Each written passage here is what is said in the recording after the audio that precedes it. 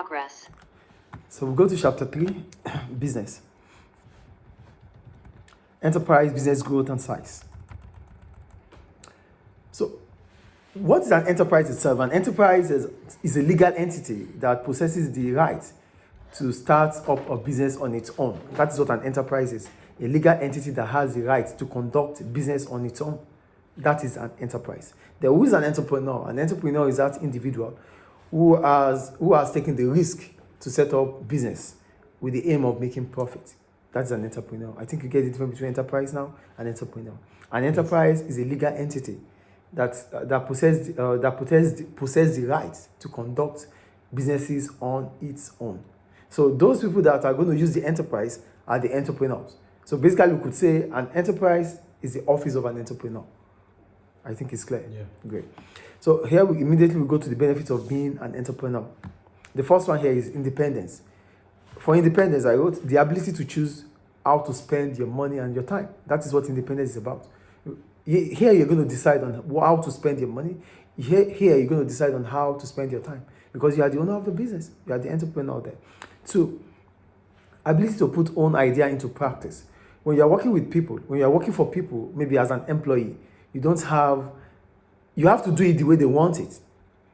Do you understand? Yes. Though we have some employees, we call them intrapreneurs, but we're not there yet. That is the A levels. So, but right now, as an employee, you won't have the ability to use your own ways. You can't do things in your own way, except if it's your own business. So, the advantage you have as an entrepreneur is that you can use your ability, your idea, the way you want it. That is an advantage for you. I think it's clear. Sometimes entrepreneur gives the employee delegation. Delegation, yeah, but delegation is an authority to act on my behalf. So I'm still authorizing you. Oh, you can do this, you can do that. You can't just decide on your own. That is the point. Is it clear? Yes. The third point, popularity. That's famous here. Popularity if the business becomes successful. So people like Mark Zuckerberg and the rest of people we know these days, Aliko Dangote, they are successful people. That's why we know them. Their businesses are successful. Yeah. Their businesses are successful. That's why we know them today. So you become popular as soon as your business succeeds. Yes. The fourth point, possibility of earning more income than working as an employee. Because it's your business, there's possibility of you to make more money, to make more income than working for people. Yes. There's no way you want to be richer than your employee. Yes. Do you get the point there? Then the last one I wrote is about ability to make use of personal interests and skills. As the owner of the business, as an entrepreneur, you could use your skills. You could use your skills the way you want it, because it's your business. But most of the time, even employees, they don't want to use all their efforts to work for employers. So, but because it's your job, it's your work, it's your business, whatever you've got, you put into it because it has to be successful. Yes. Do you get the point there? Then what are the setbacks of being an entrepreneur? What are the problems you could encounter or I could encounter as an entrepreneur? The first one, risk.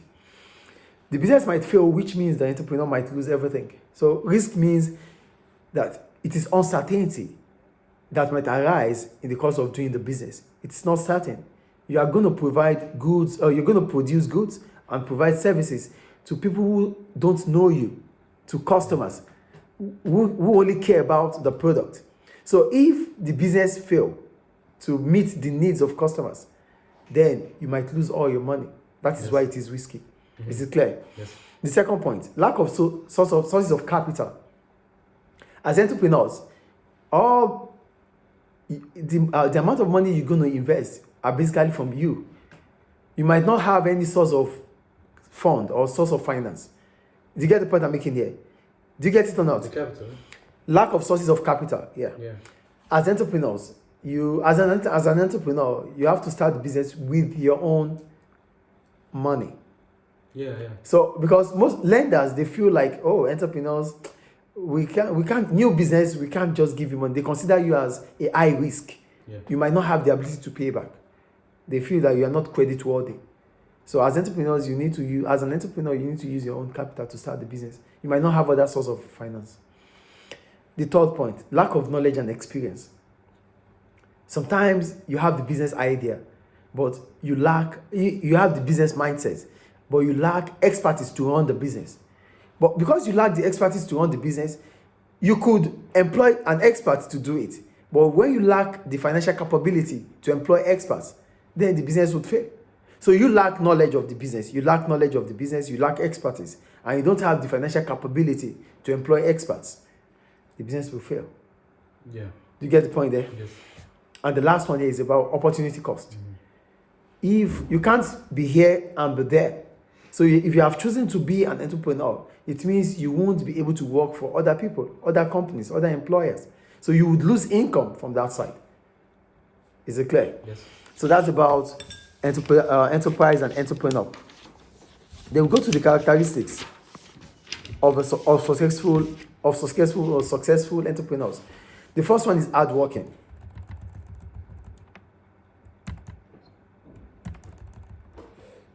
Just going to go down. Yeah.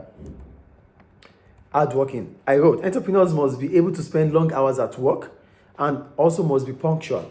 You must always be there every now and then.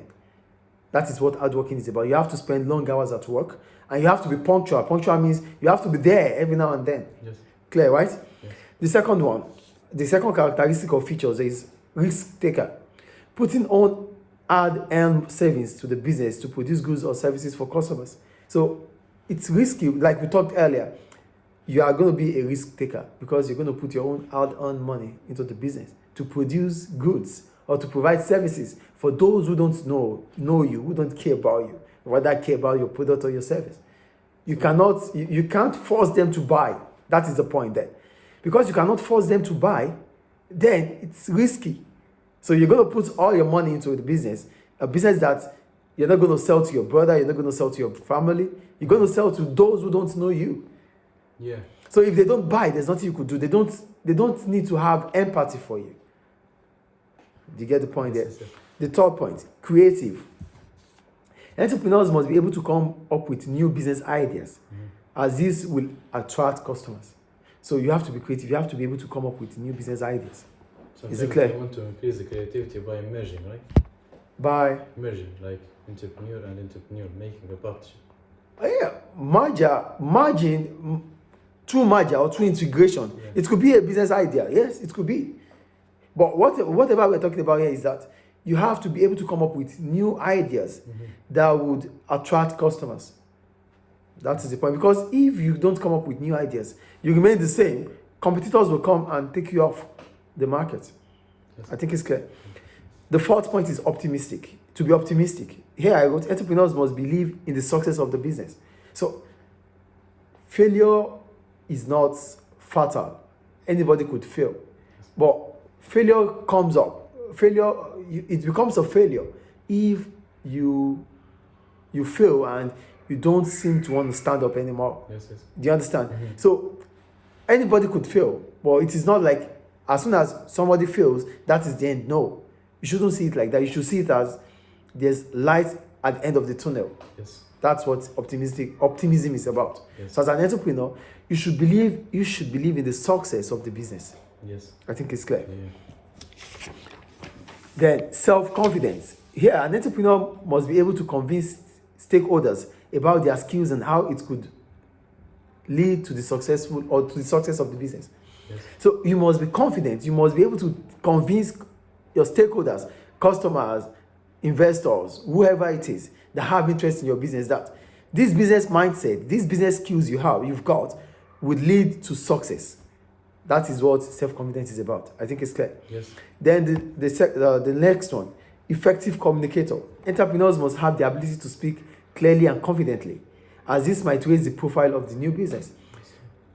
There's 2 points. Yeah, I know. I wrote them. This is how I wrote them. Oh, okay. That's how I wrote them. Yeah. So effective communicator. That's what I wrote. Okay. So as entrepreneur, I wrote